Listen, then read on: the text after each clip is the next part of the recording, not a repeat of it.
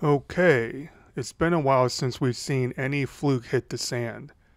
Here's a very fun day from the archives. I think I ended up catching 16 keepers over 18 inches this trip, most of them on the jerkbait, though at one point I did catch a few in a row on the quarter-ounce single jig and 6-inch jerkshad. Speaking of single jigging, go check out cookingandfishing.com. I'm putting some interesting stuff on there this year, but I'll explain the website in more detail in an upcoming video.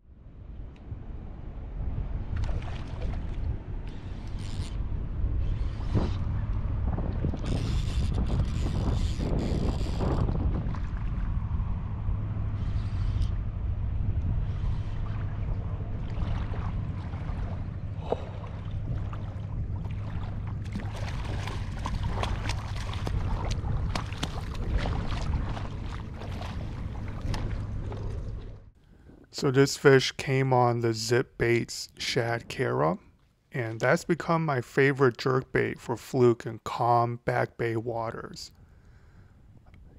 Here's a silver one. That one I think was some kind of Wonder Bread glow color, but I'll leave links to everything I'm using in the description below.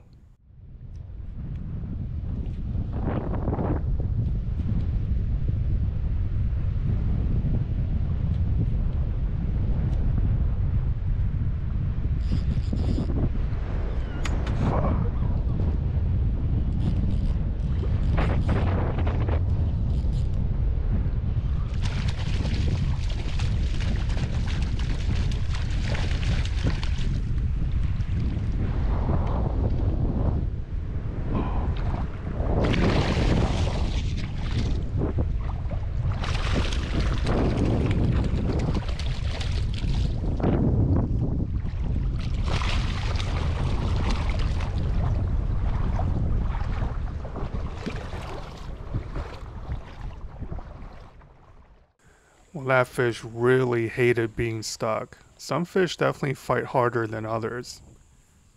So the rod I'm using is the Shimano 7.2 medium light X-Bride.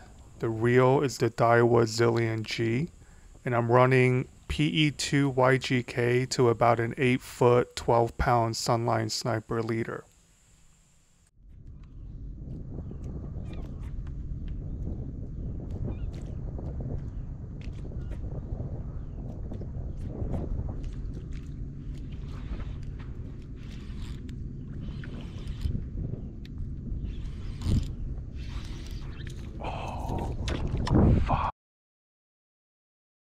So here I switched to a Pointer 78 DD, and if you'll notice, I'll be hitting this bait a lot harder than the previous zip-based Kara. Every jerkbait has its own cadence and way it wants to be worked. For instance, the zip baits will blow out if you give it this much input, but the Pointer 78 you can almost hit as hard as you can and it'll cut through the water beautifully. Now this next fish probably ate the jerkbait almost at the surface, because watch what happened. I might have hit the bait a little too hard.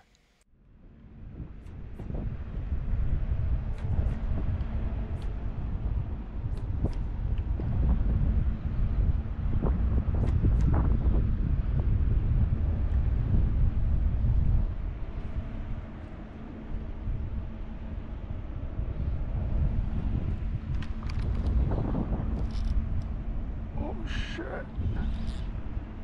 What the hell?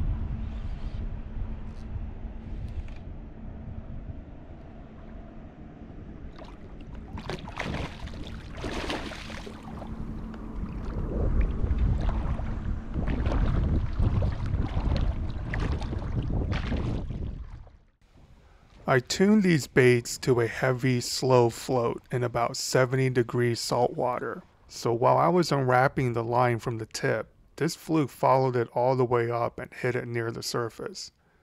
Later on, you'll see this kind of bite in action closer to shore.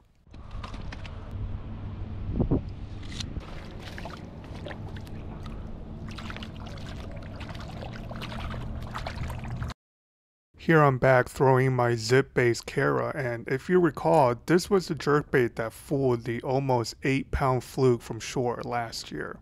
Notice how I'm just tapping this bait with the rod tip, as opposed to cracking it like I was with the Pointer 78.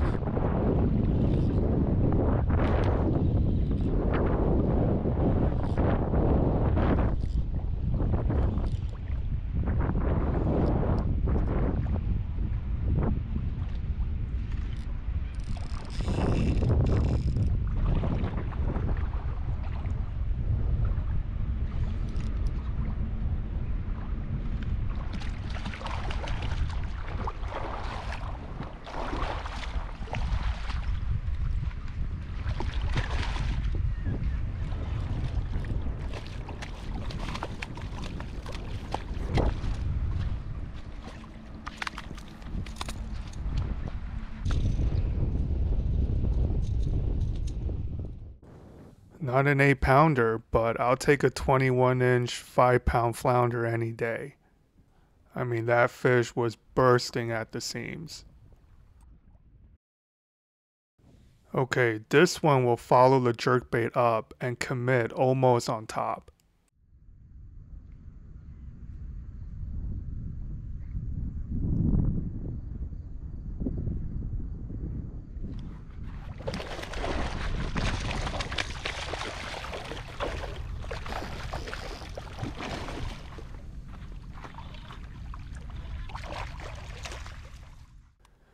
So yeah, when they're in the right mood and set up the right way, that jerkbait bite can really transform fluke into proper game fish. As I mentioned in the past, most of the time nothing will catch more fluke than the single light jig head tipped with gulp. But if you can hit it right, that hard jerkbait is deadly. Here I swap colors again now that there is a little cloud cover overhead.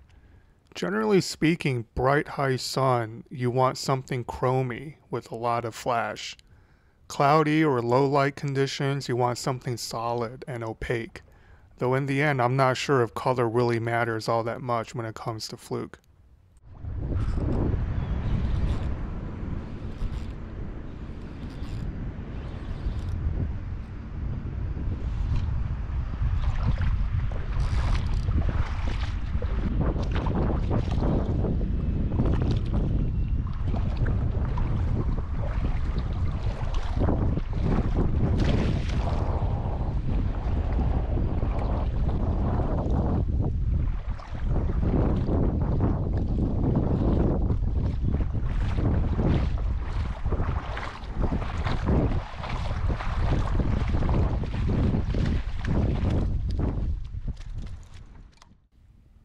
When it comes to jerkbaits, depth control is paramount.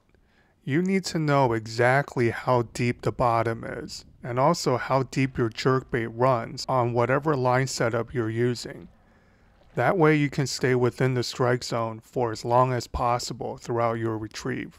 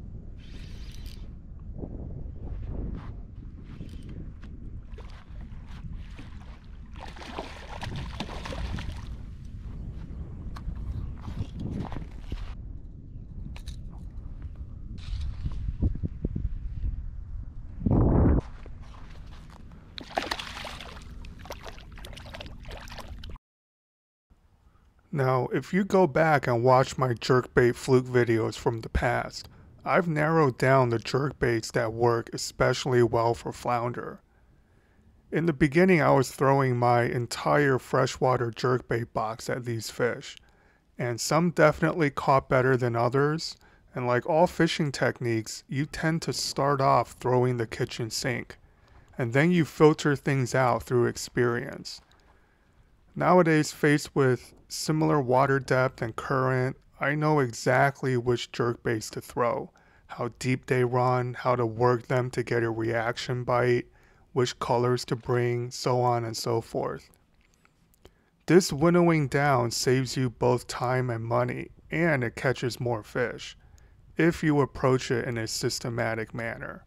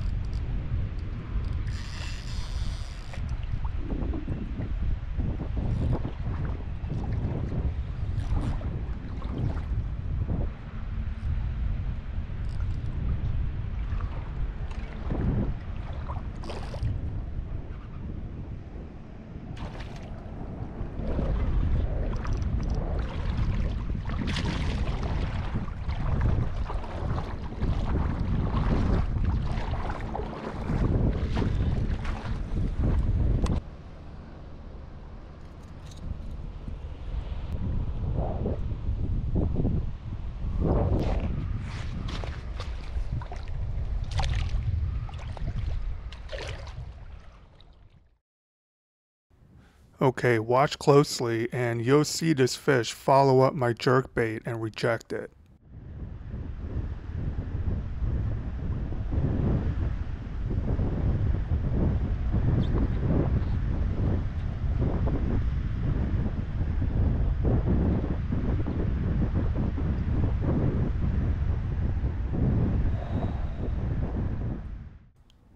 Now, that could be a float rate thing, it could be a color thing, or it could be an angle thing. Now, I managed to cast at that fish from a different angle, and she committed the second time around.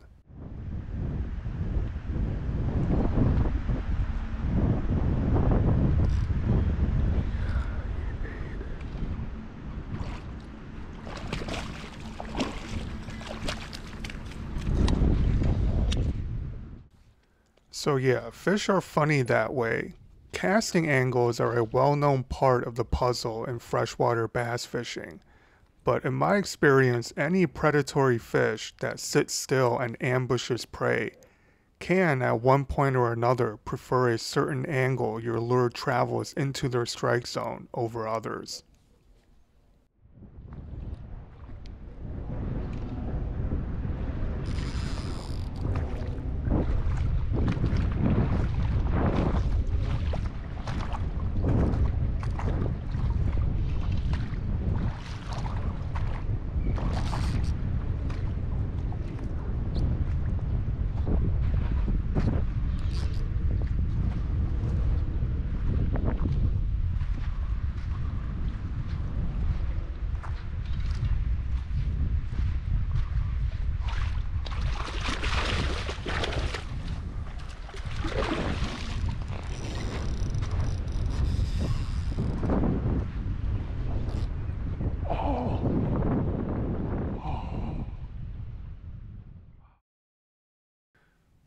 I forgot about losing that fish. Looks like a 5-pounder too.